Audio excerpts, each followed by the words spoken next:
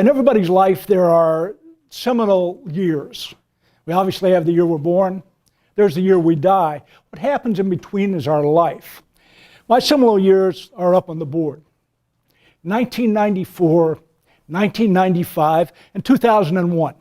1994, I was a practicing labor employment lawyer in the city of Chicago with a very lucrative practice, well-respected, well-regarded in the labor community, plenty of clients, enjoying my life. Things were good.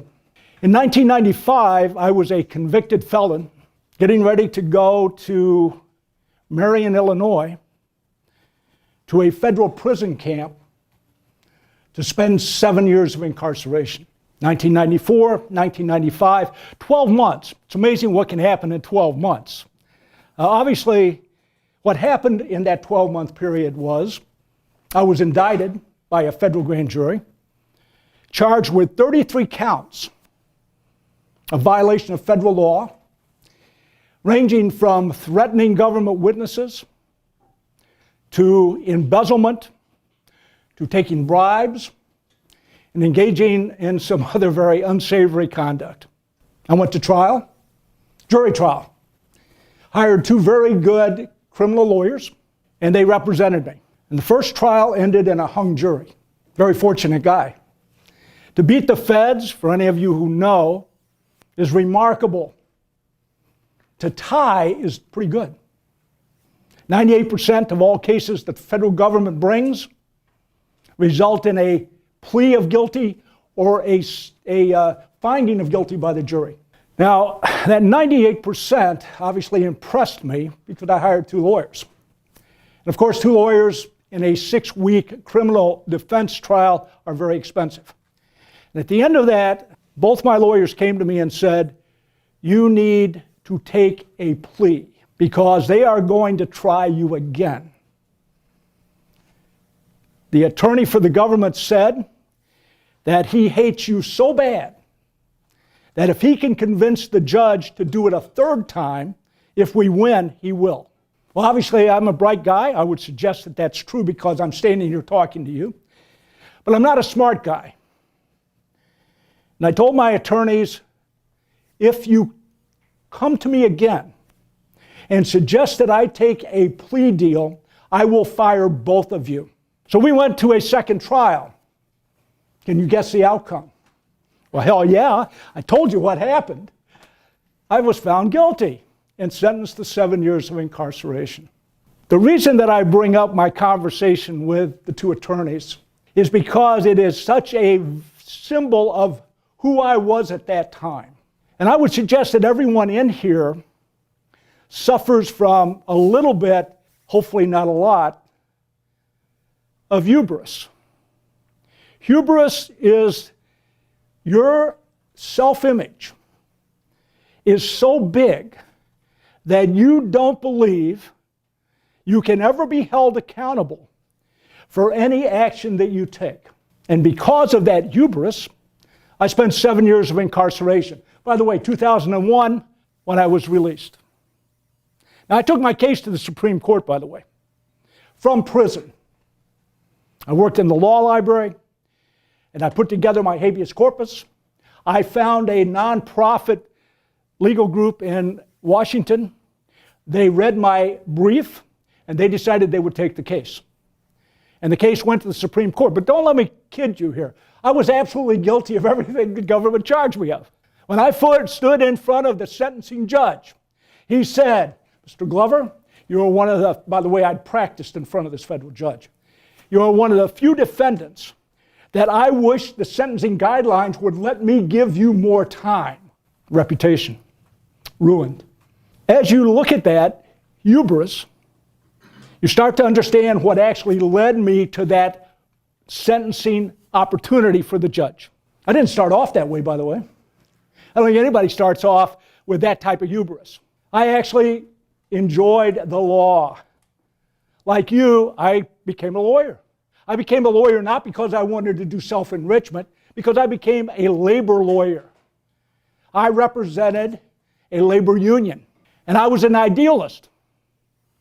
I wanted to do the right thing for the members of that union and for their families, the beneficiaries of the health and welfare and the pension fund. And when I got out of law school, I was hired by a union, a Teamster union, to do exactly that, to represent the membership. And I did a very good job of it. Never lost a case in federal court. Very proud of that record, except my own. I actually didn't do the trial, so I'm not claiming that I lost even that one. Case went to Supreme Court. I want to finish that. And guess what? I'm still guilty, but they gave me a reduced sentence. Unfortunately, by the time it got back down to the trial court, for those who don't know, just because the Supreme Court says reduce that sentence, because that extra 14 months was actually sufficient, significant time. The federal courts at that time, before my case, had said that 14 months of incorrect sentencing was not significant enough to get a retrial or have a habeas corpus heard. So my case set that precedence that that was significant time.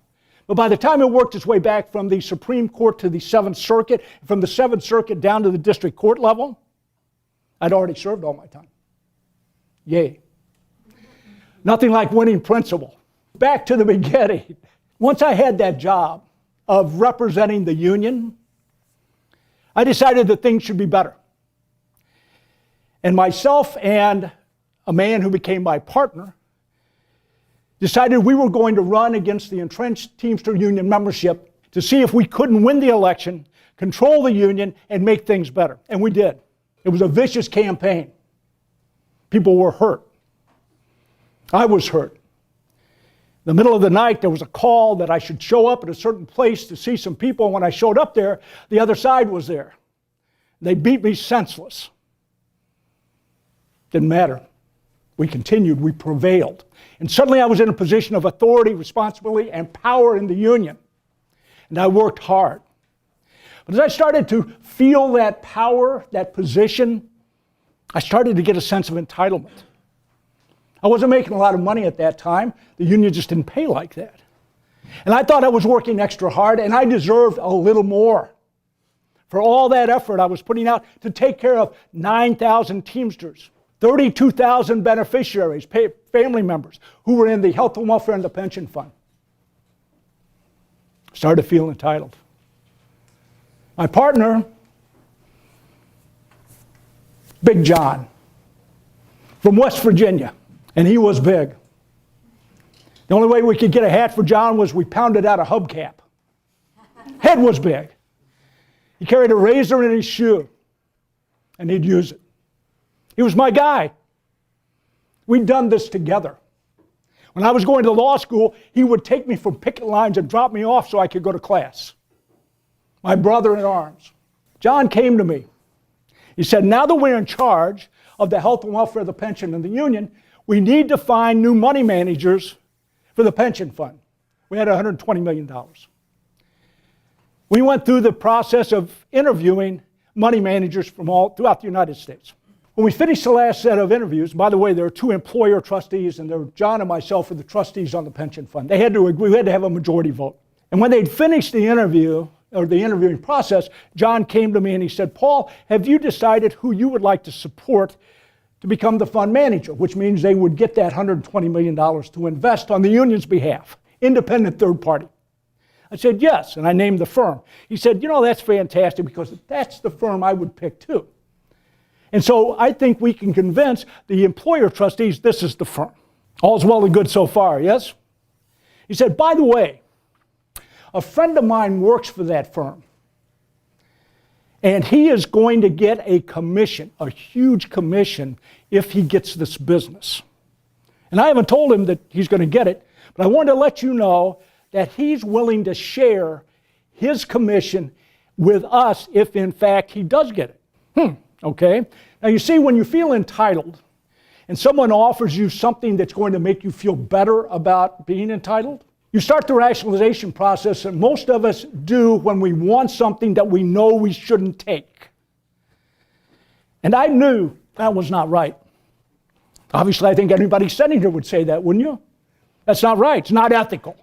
You're in a professional responsibility class. I assume by this point, assuming he's doing his job, you guys all know that's not right. If you don't, take my card. because you're going to be calling. And I thought about it and I said, you know, this is going to be paid to this guy regardless, correct? Yeah. Is it going to be paid out of union funds or pension fund money or health and welfare money? No. It's paid by the company that he works for, a commission. Suddenly it looked like it was okay to me. I saw it and I said, all right, it doesn't hurt the union, doesn't hurt the members, doesn't hurt the pension fund, doesn't hurt the health and welfare fund. How much is he going to give us? And he said $120,000 apiece. I was like, man, I can do a lot with $120,000, like pay off my house. And I said, John, good to go. Good to go. He said, you'll never talk to this guy. All we're going to do is I'll talk to him, I'll be the conduit, and I'm going to bring you your money when the deal's done. And of course, the employer trustees agreed. It was a very good firm, by the way, very reputable. We hired them as the money manager. 3 months later, John said, hey, I'm going to come over and let's have a drink. He showed up with a bag, $120,000 in hundreds. $120,000 in hundreds. You might know how it's like this, about like that. That does it. Fit in a briefcase, lawyer's briefcase. So he dropped it out on the table, and I was like, man, this is cool. Not that it's wrong, not that it's right, just cool. Having that much money in front of me, suddenly, you know what it did? It whetted my appetite for more. I like to tell you it was a one and done. It wasn't a one and done. It was a one in every other thing we could take at that point. A part of what everything we did from that point on had a secondary motive. And that was not only to take care of a union issue, but to take care of us. To make sure that we personally benefited from every action we took that involved the union and a vendor. This went on for 5 years. During that period of time, someone wore a wire, and heard a conversation that the government, who had put the wire on them, took to mean there was evidence to be found about what John and I were doing. And they were right. Once they got on the trail, they didn't get off. They were relentless, rightfully so, by the way. That's their job. At the end of that 5-year period, John and I were voted out of the union. The union members voted us out of office. And 6 months later is the indictment. So by the time it got into the indictment and we were out, I had already put John through rehabilitation because of a cocaine habit twice. And every time I did it, he said, Paul, you're like my brother. If this ever goes sideways, if it ever goes south, and we are indicted, I am going to take full responsibility for every action and tell the government you did not know anything about it or have anything to do with it. My brother. Give him a big hug, like this. Send him off to rehab, comes back. 3 months later, send him off to rehab again, comes back. We're out of the union. Lose touch with him. 6 months later, indicted. Guess who testified against me at trial? There is no honor among thieves. If you've heard that and you think that that's just a saying, it's not. It's the truth. If you think that whoever you are engaged in illegal activity with is going to take the hit for it, disabuse yourself of that. First, why are you associating with them to begin with? No, that's second. The first thing is, why the hell are you doing an illegal activity? Really? You need a little extra dough? Let me tell you, it has a price attached to that you don't want to pay. You're looking at someone who did. John testified at both trials. He said, I'm just a poor country boy from West Virginia. And I did all the heavy lifting, but the mastermind, the brains behind every illegal activity was that guy. And every time the prosecutor said, are you pointing at Mr. Glover? And every time John said, yes, I am. Paul Glover was the mastermind. By the way, anybody who's studied criminal law, do you know what happens when you're a mastermind? You get an enhancement. They're going to give you a little more just because you're the guy that was calling the shots. Now, I have to admit, I might have called some of the shots, but I certainly didn't call any more shots than John did. However, as a government witness, he did not get any enhancements. In fact, when it was over and I received my 7-year sentence, John received 1.5 years. And because he was a coke addict They sent him to a rehabilitation program ran by the Bureau of Prisons, and he got out after 9 months. I spent 5 years planning on how I was going to sneak out of the prison camp, find him, and kill him. However, I got over that. I don't know whether he's alive or dead. Obviously, I hope he's dead right at this moment with a heart attack laying in the gutter, but I'm over it. Just want to let you know.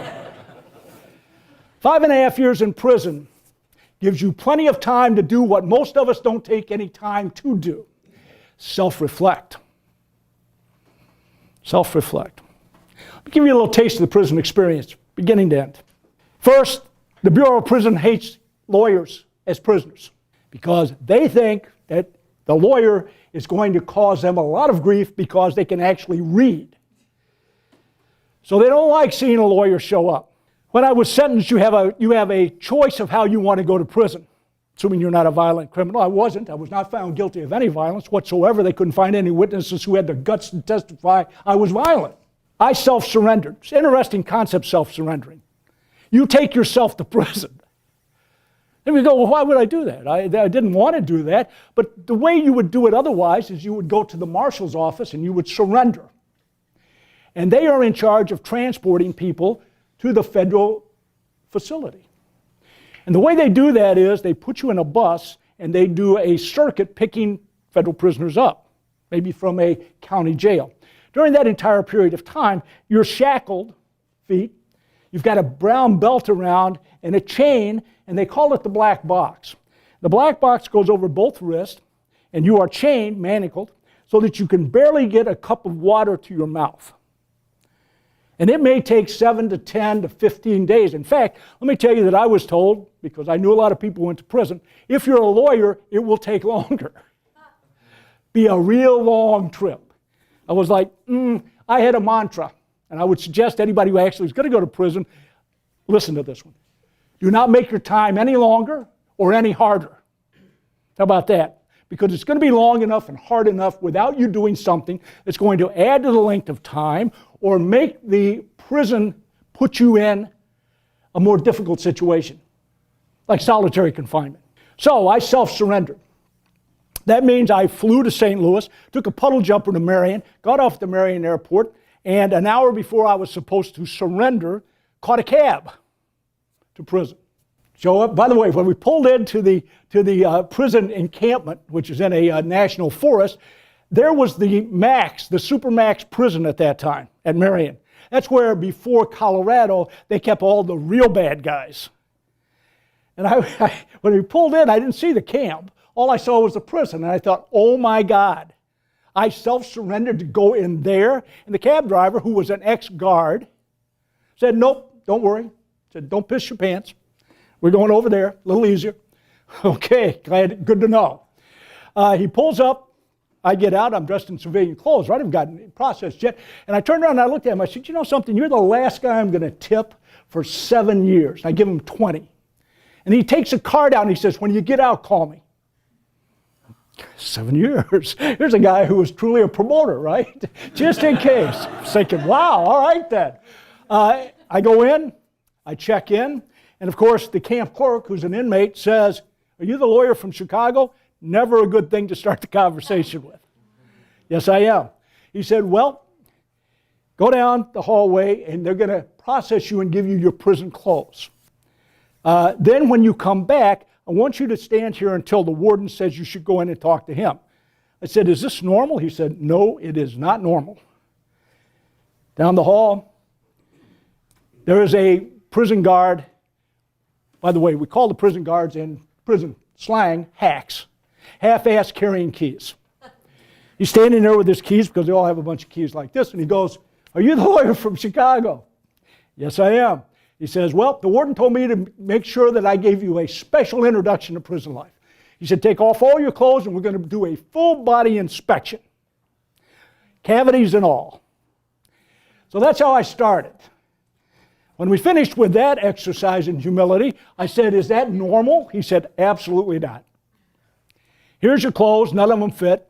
Go down there because the warden wants to see you. I stood outside the warden's door for about 15 minutes. He finally said, come in. Opened the door, walked in. Warden has a desk, there's a chair, another chair. I decided to sit down. Big mistake. As soon as I sat down, the warden said, "Who told you you could sit down? Get up." So let me make sure you understand the situation here. If you try to get involved in helping any other inmate with their case, if you work on your own case, if I hear that you've decided that what we do here you don't like, and you're saying that out loud, I will have you put in the hole for 90 days. At the end of that 90-day period, I'm going to ship you to a higher security facility behind the wire, where there will be people who will rape you on a daily basis. Do we understand each other? Could you repeat that? Because I'm not sure. Yes, I understand that. By the way, I'm not going to make my time any longer or any harder. That's how it started. That's the kind of journey none of you want to take. You do not want to be known as a lawyer from Chicago who has committed a crime that puts you in prison or in jail. By the way, lawyers get put in prison and jail on a very regular basis, yes? As you look at professional responsibility and you realize what the obligation is, the failure to meet that obligation in any situation whatsoever. I was doing union stuff. Everybody goes, well, of course, the unions are all crooked to begin with. Union attorneys are a very small percentage of practicing lawyers. You know who really goes to jail? Anybody have a guess? Which branch, which practice produces the most people who go to prison? How about wills, trusts, and estates? Why? Oh my God, you are trusted with large amounts of money just sitting there waiting for you to pilfer it. By the way, no one ever says, I'm going to steal. What they say is, I'm going to borrow. Let me borrow the money so that I can do whatever I don't have money to do. Maybe pay the rent, maybe my coke habit, maybe go to the boats. And I'm going to pay it back next month. Now think about this, because I think you already know it, but be aware of how this works. When I took $1 of union funds for myself, I had violated an oath, a specific responsibility as a union official that said I would not do even $1. Let me suggest to you that everybody sitting in this room has that same obligation, and I don't care who you're representing, as a client. And when you decide to take that dollar, you have violated the code of ethics, professional responsibility, and you may very well end up in front of an ethics committee, or, depending on how many of those dollars you decide to take and not pay back, you may end up in prison. And I think it's really very easy for lawyers to be tempted. Why wouldn't they be? You are perfect middlemen, aren't you? And as a new lawyer practicing law, you are extraordinarily susceptible to what? To somebody who wants you to do something, putting pressure on you to do it. If you go to work for a big firm, I don't know what type of firm that's going to be. Hopefully it's going to be very ethical. But you know what? You might be working late at night on a brief at 8 o'clock or 9 o'clock. And a senior partner is going to come to your office and say, we have a problem with a client, and I want you to take care of that problem. And it may or may not be legal the way you do it.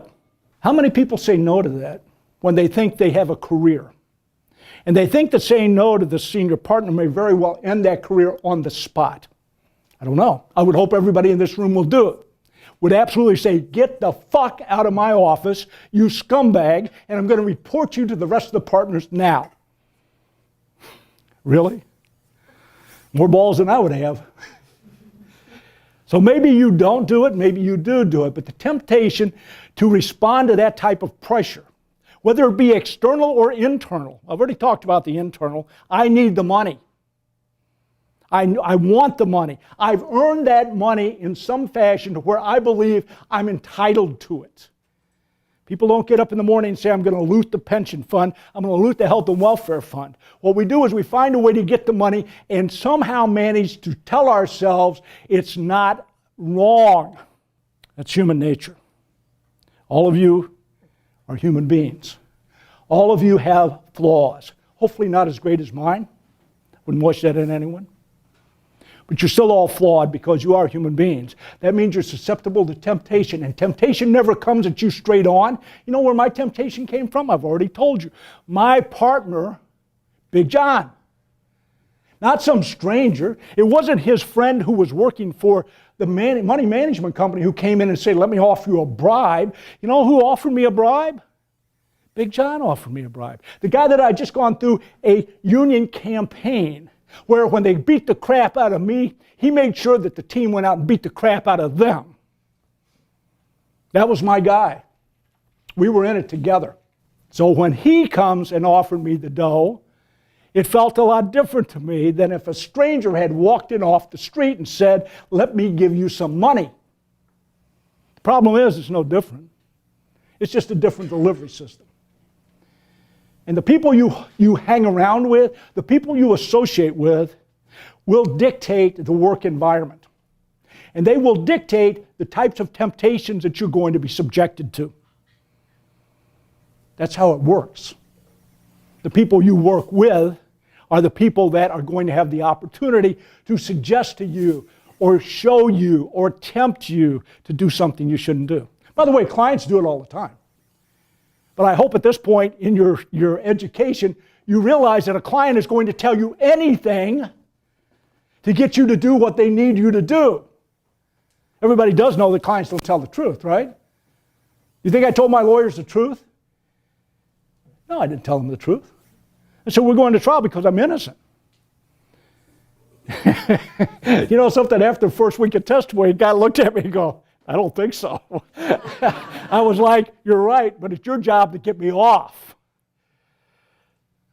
By the way, my wife, who I'd been married to at that time for over 20 years, we're still married. Got a backbone of steel. We're celebrating 36 years married.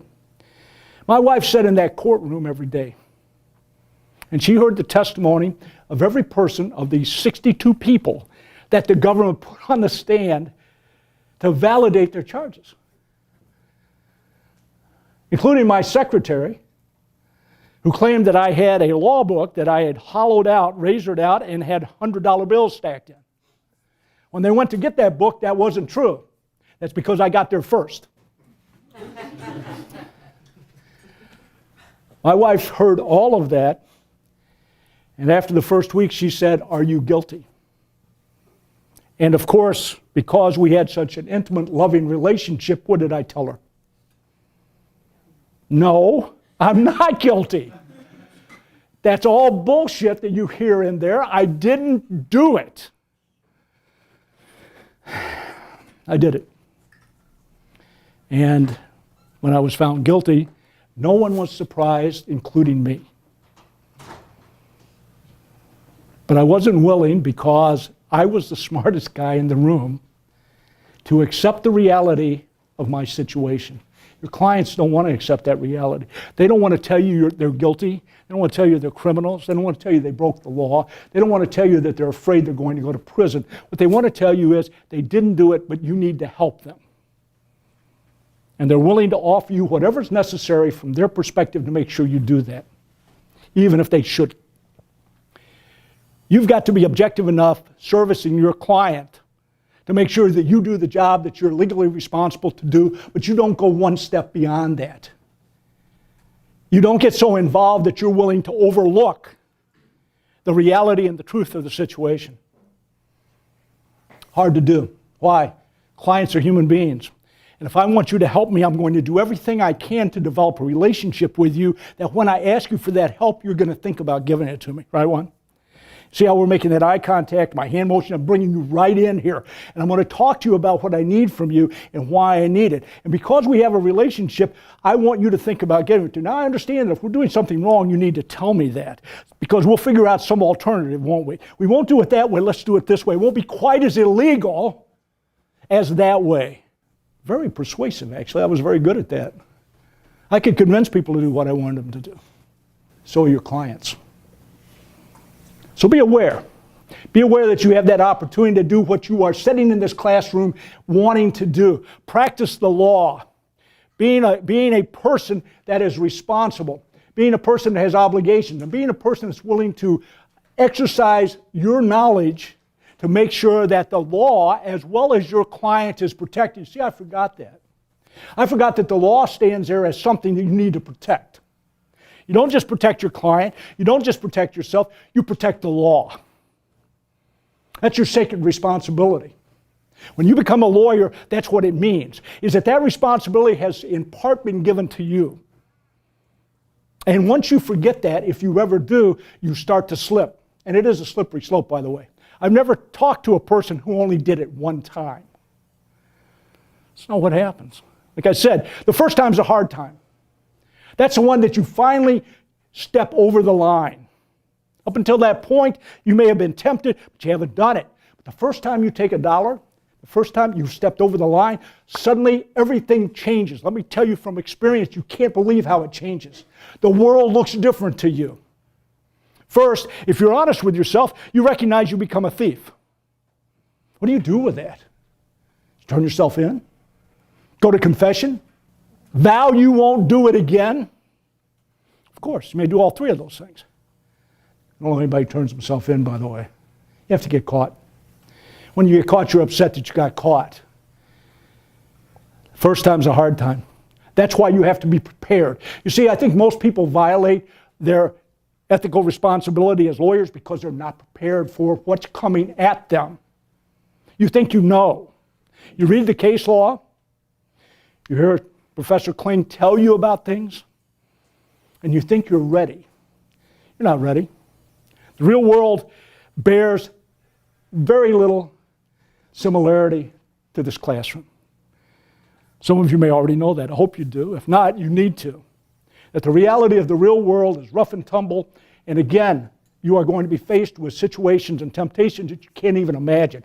You must be prepared so that you don't violate the law, that you act ethically at all times. So my reflection, 5.5 years after I got over and wanted to kill him, Big John, 5.5 years was spent in looking at how I behaved and why. A lot of introspection, a lot of time, a lot of opportunity. And I developed several things as a mantra that I believe matter. I'm going to leave it up here to you. And by the way, this is a two-part presentation. The first part's of this part, right? And that is Paul's tips for staying out of prison. I don't want anyone to misconstrue what this is for. We're staying out of prison. And I'm sure that there's some people sitting right here saying, you know something, that old white guy thief from the union, why would he even, how dare he suggest that any one of these esteemed colleagues of mine sitting in this room could possibly do anything like he did that could put him in prison. You'd be surprised how many people call me from these classes and say, could you give me a little advice about what it's going to be like during the intake process? So, I'm going to leave these up here for you. Feel free to take or not. It's okay. I don't care. I don't get insulted when somebody says, I don't need it. That's the one they'll probably call, by the way. Just saying. That's some experience. But no, it's okay. Very quickly, because these are things you should already know.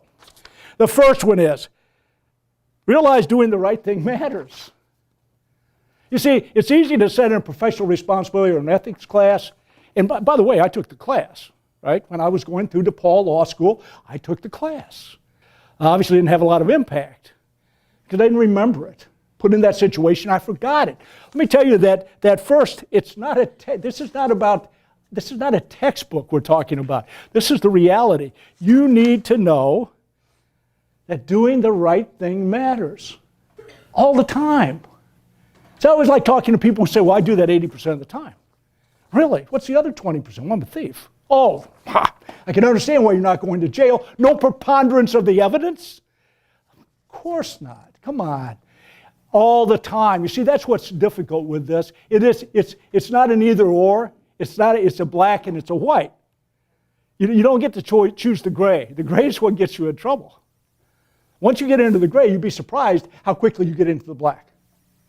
So you do it all at the same time. Know thyself.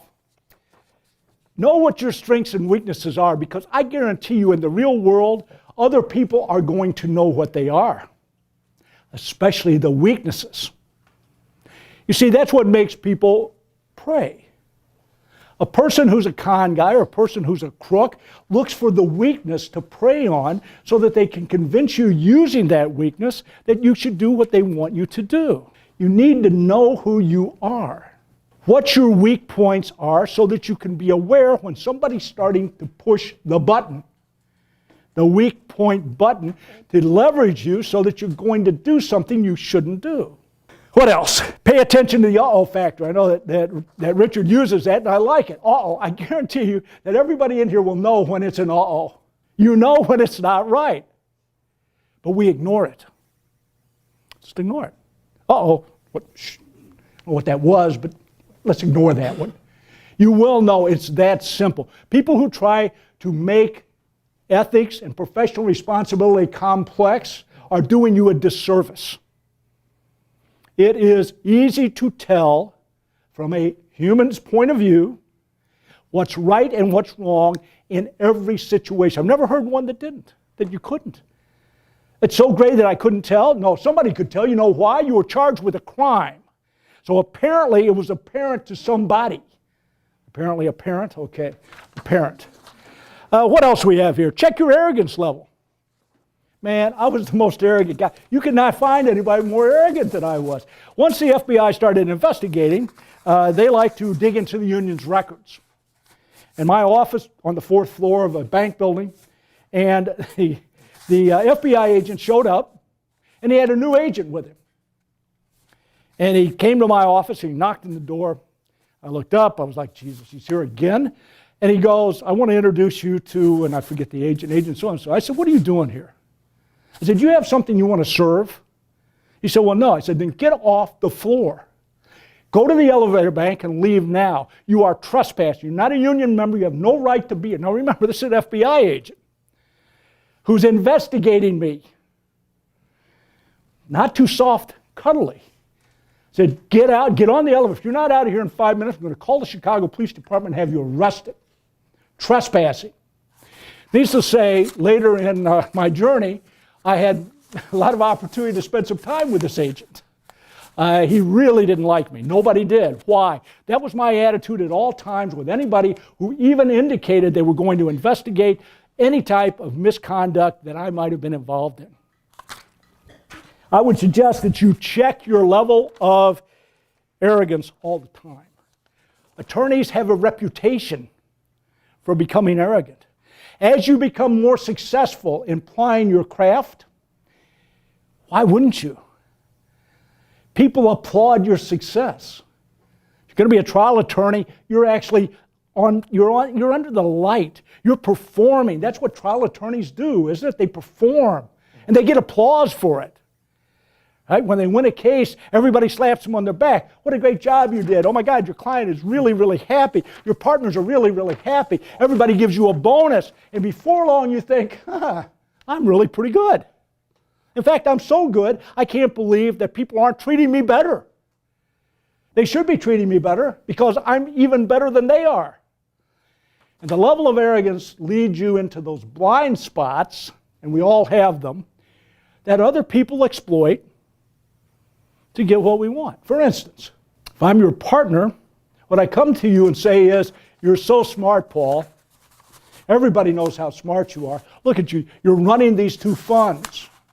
And you're doing it because you're the smart guy and you know what has to be done to make sure that the members and their beneficiaries get the benefits that they're entitled to. Nobody could do a job better than you do it. Thank God you're here. Oh, got any more money for me? Because I'm looking for a little now. I think I deserve a little bit more than I just got, taking it from somebody who shouldn't have given it to me in the first place. With that said, John and I continued to do the extortion racket throughout our tenure as union officers. Last year that we were officers, thank God the membership had enough brains to realize, even though it might have not been proven, they knew we were crooks. Therefore, they voted us out of office. But the last year, the Hinckley and Smith water delivery guy wanted to put a machine in the union office. Hinckley and Smith water guy. Do they even exist anymore? Maybe. How much do you think we took from that guy for the privilege of putting his 5 gallons of water in the union office 3 times a week? Anybody? I mean, if anyone knows what the Hinckley Smith guy makes, let me know. How much? 20 bucks. 20 bucks, what do I have here? 20, 50, right? 50 bucks. No, not 50. Less than 20. No, 20. 20 sounds like a good, you already know what to steal. 20 bucks. Fantastic. Hell, no, it was 5 bucks. We took 5 bucks on this poor guy who delivered the Hinckley and Smith water, and I'm laughing about it because when I look back on it, I'm thinking, oh my God, how low could I sink that I would take a fin off a guy of $5? There wasn't even Starbucks then. You had regular coffee for $1. Yeah, not proud of that. Not proud of anything that I did. Make sure you understand that. Even though I'm here, I'm not here because I'm proud of it. I'm here to make a point, right? Don't do what I did. Have the guts to do what's right every time. Stay away from people like I used to be. Extraordinarily, keep you distant. You may have to work with them, but make sure they're at arm's length at all times. Now, finally realize something, and I think you guys should all know this. There are no secrets. We live in a world where privacy has disappeared. I don't care who you are. You know, we always see the crime stories where they're standing out in the middle of the lake. You really think that protects you from that hyperbolic mic that they've got set up over there? It doesn't. There are no secrets. If nothing else, that should cause you to think twice because there are no secrets. Now that's what took me 5 years to learn. I'm just giving you that in 5 minutes. Think about it though. Take the sheet, ponder it occasionally, stick it in a drawer someplace where you're working. Every once in a while, pull it out, look at it, and remind yourself that there are certain things you don't want to do, and here's why. The nice part about it is that even if you're caught up in this thing, you can survive it. And that's the second sheet. And I'm not going to spend a lot of time on that because nobody wants to really hear about redemption because you always want to hear about the prison. And I get that. But I've got 8 tips about recovering from setbacks. Why? Once you have had a setback, faced adversity, are you going to give up and quit? Well, I didn't. Obviously, I got out of prison. I was fortunate. My wife and my 2 sons had managed to save our house, so I had some place to come back to and some people to come back to who loved me. By the way, those 2 trials didn't come cheap with my 2 lawyers. I spent everything we had, all of our savings, to get a second mortgage on the house, and then burned through my 2 boys' college funds to pay for going to prison for 7 years. In other words, I left them penniless. My wife went to work, my 2 boys went to work, they were in high school, and they managed to hold things together till I got out. Now, obviously, I'd done my time, right? Actually went to the Supreme Court, got a little reduction. And when I came back, all was forgiven, correct? Yeah, nothing's forgiven. First, I couldn't practice law anymore. God, that shouldn't come as a surprise to anyone. But it does. It's amazing to me how lawyers think that they're going to be able to continue to apply their craft. When I was found guilty, the ARDC sent out 2 young lawyers who were there to tell me that I had a choice. I could either surrender my license or they would file the necessary paperwork and we would go to court to have it taken away. And so I'm sitting at my dining room table thinking, I'm going to jail for 7 years and they actually think that I'm going to contest them taking my license? I said, absolutely not. Give me the form where I just surrendered. They were like, thank God. I said, seriously? I said, yeah, about half the lawyers go to court and have to have the judge tell them that because they've committed a felony that they're going to lose their license. So I got out and couldn't practice law, which I have to admit I enjoyed immensely. I was good at it. Obviously, should have only stuck to practicing law and not all the side activities. The side hustle's what got me. Practicing law I was decent at, but couldn't practice law anymore. What else couldn't I do? Let's see.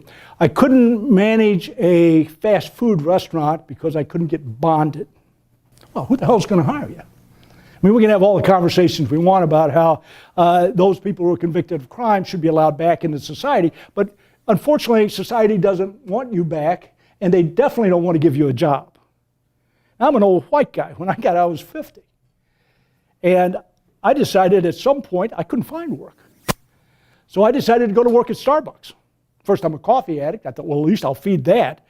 And the day that I filled out the application, I got my first job offer to teach a class. Of course, I lied. Because you think anybody's going to hire me to teach a class if I mark down I'm a convicted felon? No. I didn't mark that. I marked the other one. Said, no. By the way, nobody at that point, no one was checking. So I got my first class, I taught it. They were so impressed with the teaching that they gave me some more classes. Before you know it, I actually had several universities, all of which I'd lied to. Doesn't make me a good person, right? But I got a job. How about that? You see, when we make it so difficult for the people who have actually served their time and want to be productive members of society, when we don't allow them that opportunity, what do you think they're going to do? Starve to death? No, they're not. Society has got to come to some realization about the fact that incarceration does things to people, but what's worse is the post-incarceration continues the punishment. Remember, the jail time is the punishment. After that, the punishment needs to go away. That doesn't mean I can't carry a weapon. Hell, I don't want a weapon. I can't carry one. Okay, I'm good with that. Actually, they didn't let me vote for a while. Then somebody slipped up and I got a voter's registration card. I was like, well, I guess I'll just exercise this illegally. So don't think about this. We have these experiences that are connected to things that we do that we have no control over and continue to, guess what? Keep unethical and illegal behavior going because people don't have a choice. I was going to work at Starbucks. First time they did the background check, I probably would have been fired. I don't know that, but that was my assumption. So no, I wasn't going to tell the truth about my past. It's only been recently, even though Richard was kind enough to allow me to come to that class 18 years ago and tell the story just about the same way I'm telling it to you. Curiously, the other universities that I contacted weren't interested. In fact, the University of Chicago, when I talked to the person who was in charge of their professional responsibility class, and I introduced myself and got ready to tell him what I was suggesting, he said, don't. I already know who you are. Oh, all right then. A reputation. Nothing like having a reputation. I said, good. Then you know what I'm doing. And I'd like to, he said, stop right there. Yes. Okay. He said, why do you think we would ever let a person like you talk to our students about professional responsibility? And I said, well, that's the point. Of course you want a person like me talking to them so they understand what happens if they don't pay attention to it. Hung up. Needless to say, I don't quite get that attitude. I don't understand. I really don't. Richard's given me an opportunity to do this now for 18 years. And I continue to do it. And only recently have I decided that I'm going to broaden. Because I believe the opportunity to talk about the experience, but also about the thing we're not going to talk about, and the resilience, recovering from setbacks, is something that people need to hear. So I've started my own website, and I'm starting to do paid presentations. I'm not asking you to take a collection, by the way. I'm fine. All I can tell you is that suddenly being able to take the story and connect it to people not only in a classroom setting, but also in a business setting, and let people understand that there are consequences to their actions, as well as responsibility that they have and obligations that they need to remember to all their actions every day, every way. So, I've been fortunate. My family stayed with me. I got back. I've managed to now create a career. I'm an executive coach. Be surprised about how many people in the executive suite need coaching on ethics, for instance, but I coach on a variety of things. That's one of them. And I've managed to create an opportunity out of those various jobs to be able to do this. I hope that as you think about this, that you will remember it when you go out and you start practicing, you start lawyering, you start representing clients, and that you recognize the fact that you have awesome responsibility, awesome obligations. And you should never forget that either not fulfilling those obligations or violating that responsibility does have consequences.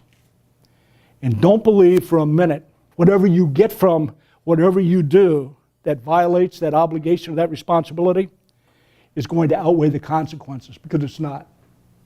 It absolutely will not. It will destroy your career, probably destroy your family, and take away anything that you thought you had built up with your reputation.